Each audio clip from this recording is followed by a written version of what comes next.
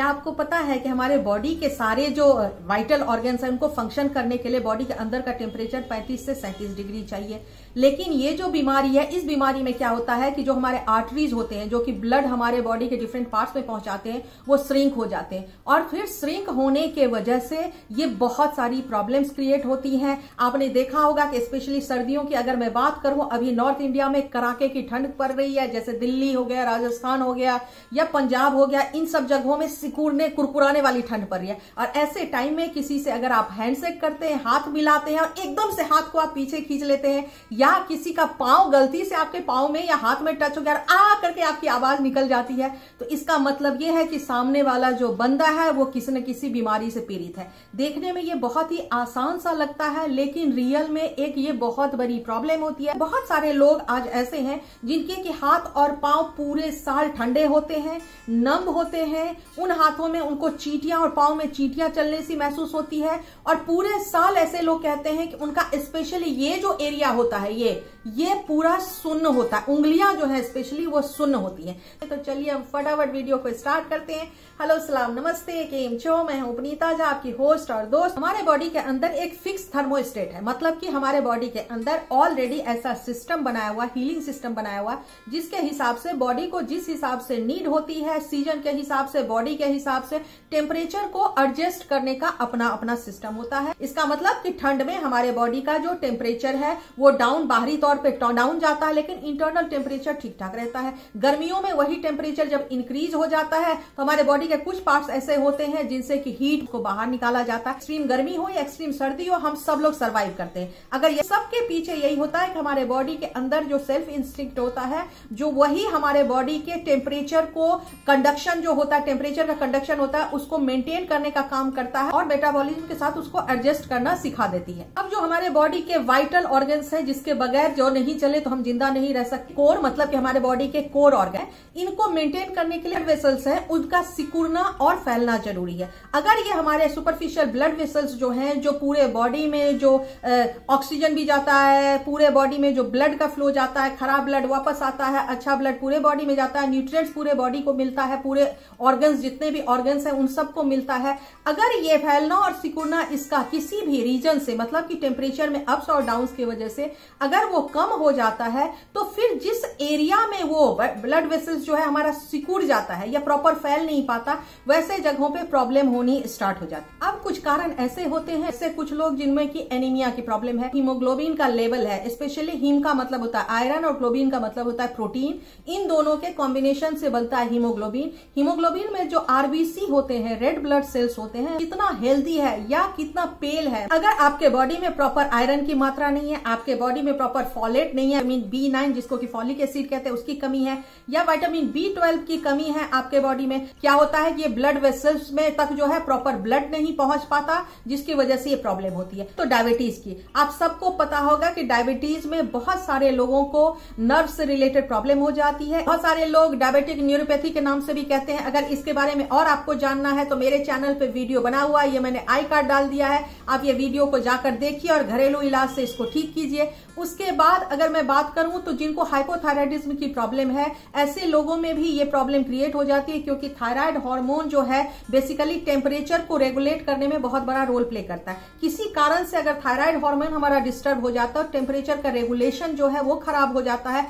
चौथे कारण की बात करें तो नर्व डैमेज हो गया, ट्रॉमा हो गया, इंजरी हो गई, जिसकी वजह से कहीं कुछ कट गया है, या इंटरनल कोई इंजरी हो गई है, इन्फेक्शन हो गया है किसी तरह के, जिसकी वजह से इंटरनल डैमेज हो गया है, इंटरनल प्रॉब्लम हो गई। ये हमारा ब्लड वेसल्स है जिसके थ्रू ब्लड जा रहा है और यहां तक ब्लड आया, ये एरिया सिकुड़ा हुआ है तो यहां से ब्लड फ्लो तो होएगा नहीं, तो ये एरिया यहां पे ब्लड आकर रुक जाती है। और देखेंगे ऐसे लोगों के ब्लड के छोटे छोटे चकते बन जाते हैं, चित्ते से बन जाते हैं, हाथ पांव में देखेंगे खून सा जम जाता है, लोगों के उंगलियों में खून से जम जाते हैं और फिर उनमें बहुत ज्यादा खुजली होती है। स्पेशली अगर आप हीट के सामने बैठेंगे या उसको ज्यादा गर्माइश देने की कोशिश करेंगे तो उसमें बहुत ज्यादा खुजली होती है, और खुजली करने की वजह से फिर वो क्या होता है, या ये एरिया, ये जो स्किन होती है ये फट जाती है, और फटने के बाद वहां से खून निकलने लगती है और इरिटेशन बहुत ज्यादा हो जाती है, और उसके बाद हाथ और पांव में बहुत ज्यादा सूजन हो जाती है। अब अगर बात करें कि हमें क्या ध्यान रखने की जरूरत है, सेंधा नमक डालकर बाल्टी में पानी से रोज नहाएं। मसाज करेंगे, उससे भी आपके नर्व की स्टिफनेस जो है वो खत्म होगी, ब्लड सर्कुलेशन इंप्रूव होगी। तीसरा कि ग्रीन लीफी वेजिटेबल बहुत ज्यादा खाएं, जिसके वजह से फॉलेट आपके बॉडी में बढ़ेगी, विटामिन B12 बढ़ेगा। उसके साथ आप खजूर खाएं, अखरोट खाएं, फ्लैक्स सीड खाएं, ओमेगा 3 फैटी एसिड की कोई ना कोई अच्छी कैप्सूल खाएं, 3 लीटर कम से कम पानी पिएं। जिन भी लोगों को ये सुनपन, झुनझुनी या नर्व से रिलेटेड प्रॉब्लम है, उन सब लोगों को मैं हमेशा कहती हूं कि आप 45 मिनट्स का वॉक एवरी डे कीजिए। कुछ योगा रोज का करें। योगा में आप नौकासन रोज कर सकते हैं, आप शीर्षासन कर सकते हैं, शवासन कर सकते हैं। ये तीनों जो आसन है वो बहुत अच्छा है। अगर आपको झुनझुनी या नंबनेस या हाथ पांव ठंडे होने की शिकायत है, उसके साथ साथ कुछ एक्यूप्रेशर पॉइंट्स होते हैं, उन एक्यूप्रेशर पॉइंट्स को भी अगर आप सही तरीके से रोज करेंगे तो आपको बहुत ज्यादा फर्क आएगा। ये देखिए आप तस्वीर में, ये जो पॉइंट है, इस पॉइंट पे आपको रोज दबाना है, प्रेस करना है। सुबह 2-3 मिनट और शाम को 2-3 मिनट। ये सारे पॉइंट्स पे अगर आप प्रेस करेंगे तो आपको की जो प्रॉब्लम है वो धीरे धीरे खत्म होनी शुरू हो जाएगी। अब हम बात करें होलिस्टिक हेल्थ विद पुनीता का स्पेशल की घरेलू उपाय क्या है, तो मैं आपको 3 बहुत अमेजिंग उपाय बताने वाली हूँ। इस अमेजिंग उपाय को आपको कम से कम 90 से 120 दिनों तक करना है। आपके नर्व में जो ब्लॉकेज है उस ब्लॉकेज को खत्म कर देगा। जो आपके ब्लड वेसल्स हैं वो ब्लड वेसल्स सिकुड़ गए हैं, उस ब्लड वेसल्स को इंप्रूव कर देगा, वहां ब्लड फ्लो इंक्रीज हो जाएगा। तो चलिए हम चलते हैं और फटाफट देखते हैं उपाय कैसे करना है। तो जो हमारा पहला रेमेडी चाहिए, एक प्याज, इसको कद्दूकस करके इसका रस निकाल लीजिए, और एक चाहिए नींबू, इस नींबू का भी रस इस तरह से आप निकाल लीजिए। अब गैस पे आपको एक पैन चढ़ा देना है, अंदर में ये जो हमने प्याज का रस निकाला है इसको डाल देना है। अब जब ये प्याज का रस आधा रह जाएगा, इसके अंदर में अब हमें डाल देना है नींबू का रस। अब आपको क्या करना है कि अब गैस को बंद कर देना है। ये देखिए अब इसका कलर बिल्कुल पिंक हो गया है, तो आपको ऐसा ही कलर चाहिए। अब जो दूसरा रेमेडी बनाना है, 50 ग्राम चाहिए अजवाइन। इस अजवाइन को आपको रोस्ट कर लेना, और 50 ही ग्राम चाहिए आपको सौंठ, ड्राई जिंजर, इसको भी थोड़ा सा रोस्ट करना है। और आपको 100 ml चाहिए ये ऑलिव ऑयल। मैंने फिगारो का ऑलिव ऑयल लिया है, आप चाहें तो किसी और का भी ऑलिव ऑयल ले सकते हैं। इस अजवाइन को भी अभी मिक्सी में पीसकर पाउडर बना लेना है। को एक पैन चढ़ाना है, तो इसके अंदर में ये 100 ml का ऑलिव ऑयल डाल देना है। अब इस ऑलिव ऑयल को क्या करना है कि धुआं आने तक, एक धुआं जब तक आएगा तब तक इसको गरम करना है। तो अब इसके अंदर में धुआं बिल्कुल उठ गया है, तो फ्लेम है उसको बंद कर देंगे। में पहले मिलाएंगे ये सौंठ का पाउडर, और फिर अब मिलाएंगे अजवाइन का पाउडर, और अब इसको अच्छे तरीके से मिक्स कर लेंगे। तो ठंडा होने तक ये ढका हुआ रहेगा, और इसी डब्बे में, ग्लास के जार में स्टोर करके रखिए। तो ये देखिए इस तरह से ये ऑयल हो गया, और ये जो सॉल्यूशन हमने बनाया था ये सॉल्यूशन हो गया। अब आपको लगाना कैसे है ये देखना बहुत इंपॉर्टेंट है। तो आपको करना क्या है कि जिस भी एरिया में, जैसे कि मान लीजिए इन उंगलियों में आपको प्रॉब्लम है, इनमें झनझनाहट होती है, तो आपने पहले ये जो प्याज का जो घोल बनाया है, आपने पहले इसको अच्छे तरीके से अंदर बाहर दोनों तरफ इसको रब करना है। 2 मिनट के अंदर ये सूख जाएगा। अब जब ये सूख गया, सूखने के बाद आपने ये ऑयल लेना है, हल्का सा गुनगुना करके लेना है ये ऑयल, और इस ऑयल से इसको मसाज कर देना है कि आपको अंदर और बाहर दोनों तरफ मसाज करना है। सेम आपको पांव के अंदर भी करना है, और कितने दिनों तक करना है? 90 दिनों से 120 दिनों तक करना है। तो अब हम आते हैं अपने तीसरे उपाय पे। सबसे पहले तो आपको गाय का घी चाहिए 50 से 100 ग्राम, गुड़ 50 ग्राम, आपको धनिया पाउडर या साबुत धनिया भी आप ले सकते हैं, तो धनिया पाउडर चाहिए आपको 10 ग्राम, पीपली का पाउडर भी चाहिए हमें 10 ग्राम, जीरा पाउडर चाहिए 10 ग्राम, काली मिर्च का पाउडर चाहिए 10 ग्राम, रोस्टेड अजवाइन 10 ग्राम अजवाइन ले लीजिए, उसको थोड़ा सा भून लीजिए और उसके बाद उसका पाउडर बना लीजिए। 10 ग्राम ही हमें चाहिए सौंठ पाउडर, ड्राई जिंजर, और 6 चाहिए छोटी इलायची। इस छोटी इलायची को क्रश कर लीजिए, उसके बीज को इस तरह से।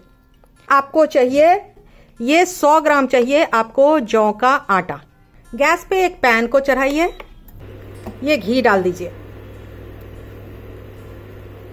जब घी इस तरह से पिघल जाए और उसमें से धुआं निकलने लगे, फिर इसके अंदर में हम डाल देंगे ये ज्वार का आटा। इस ज्वार के आटा को हम लाल होने तक इसके अंदर में भूनेंगे।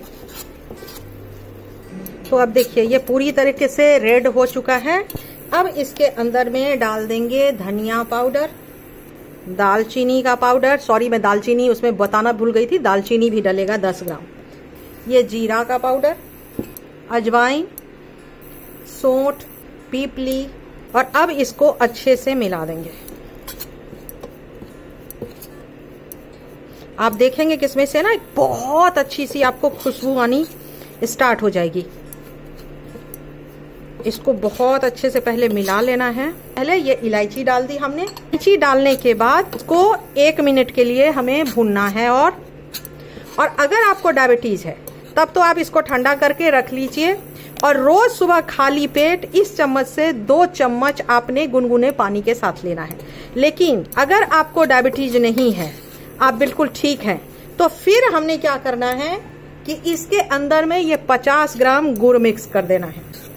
आधे मिनट के लिए और चलाना है और फिर गैस को बंद कर देना है।